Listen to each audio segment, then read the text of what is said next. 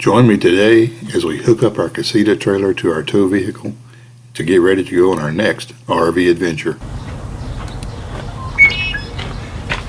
Alright, let's lower that down on the ball.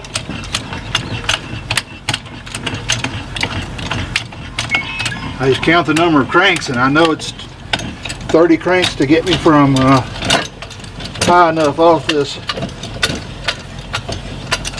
8x8 block for the hitch ball to go under. Alright, lock that in, put my padlock on there for safety. Let's see, get the chain out of the way for now. Plug in my 7-plug connector first. There we go. A little safety right there, keeps it plugged in. Alright, chains. I'm going to twist these 3 times. 1, 2, 3. And that gets them up off the ground a little bit tighter, but not so tight that he can't turn. 1, 2, 3. Hook them in like that, and then I take this large padlock and I go through the top link. Kind of holds them in there, and it's another safety. There we go. Alright, I'm going to put my anti-sway bar on there in just a second, but I'm first, so I'll hook this up so it's not in the way. My breakaway cable for my trailer brakes, if it was to come undone. Put that through there and come around and hook it in there. There we go. And now, sway bar. Alright, we'll hook the sway bar up. I always drop it over that one first, that way I can pull it back where I need it. Then the pins.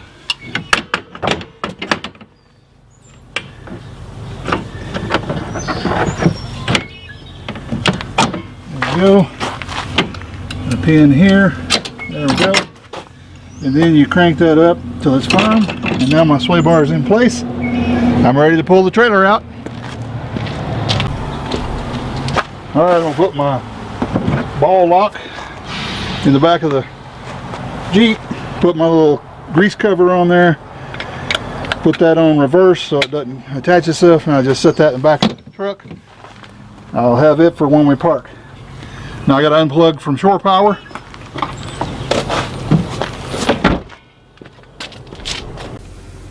One thing I will mention first is I came out here last night and turned on the refrigerator by just pressing the on button. Made sure it was on auto and it went to AC because we're plugged into our shore power.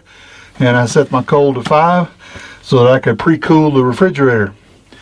One thing we do is in our refrigerator we have a little remote sensor that hangs in there on the shelf, and this sensor we keep in our tow vehicle, the Jeep, and it tells us that says outdoor, that says indoor. It tells us that the refrigerator is at 30 degrees inside, so it's pre-cooled, and it's 59 degrees inside the trailer because the heat's not running.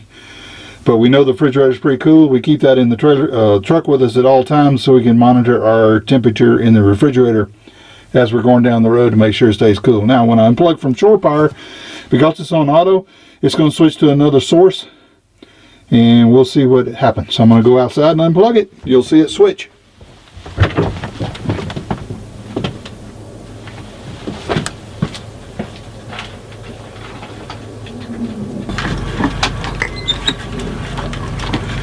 Alright, we'll unplug that.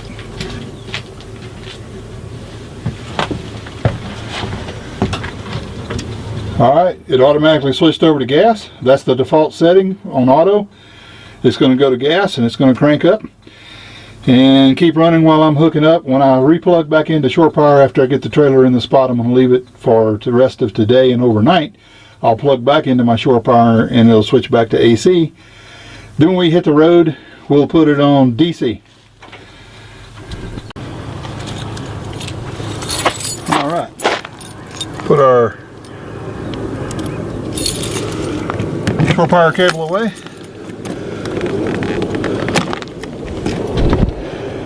It just slides into the compartment, no problem. Just kind of push it in there.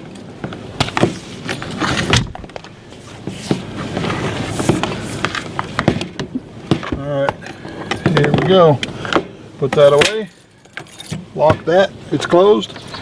Fill up my freshwater tank. Alright. Open this compartment. Freshwater fill. I got a piece of an old hose cut off that I put on the end of my hose so it can go down in that hole easily. I'm going to hook that up on my hose before I turn it on. Alright, got my hose. Put my little homemade connector on there for filling the tank. And there we go. Slide that in there. I'm going to go turn on the water.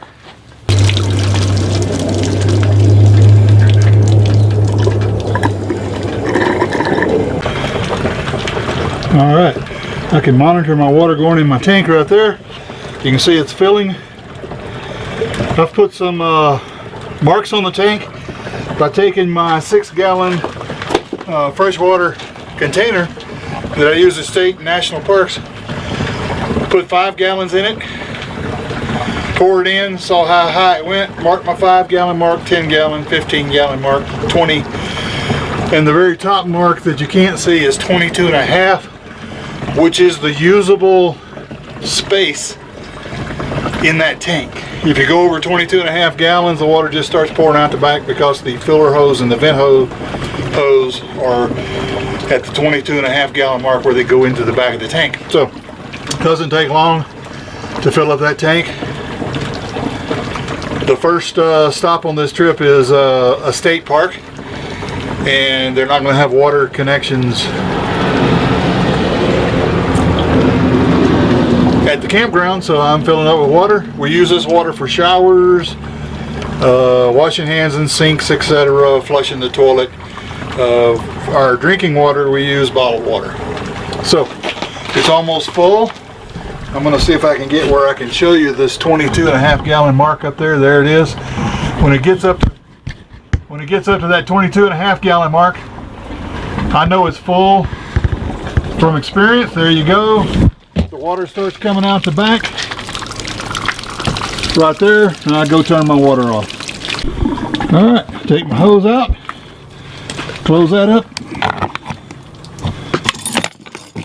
Alright, we're ready to roll.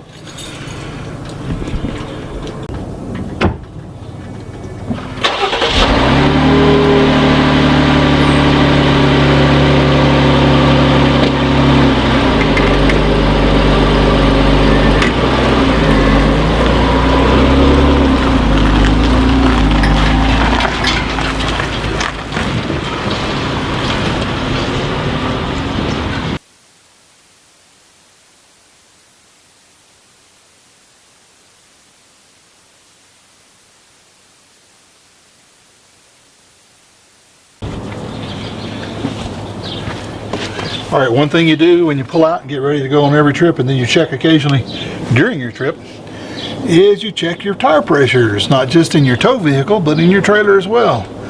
So I'm going to check the pressure.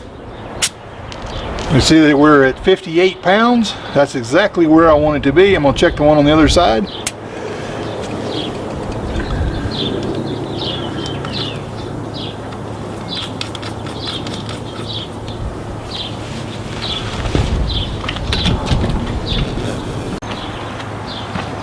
Alright, let's check this one.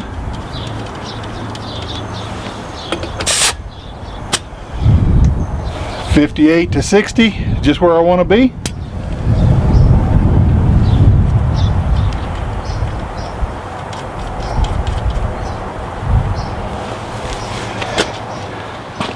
Well, that's a look at the basic steps. Hooking up the trailer to the ball, lowering it down on there, getting the lock on there, plugging in our 7-pin connector, hooking up our tow chains, breakaway cable, sway bar, switching over to DC power or gas, filling up our water tank, and then checking the tire pressure so we'll be ready to roll safely down the road. Thanks for watching this as we pull off for our next RV adventure. Don't forget to like and subscribe if you haven't already. We'll see you next time.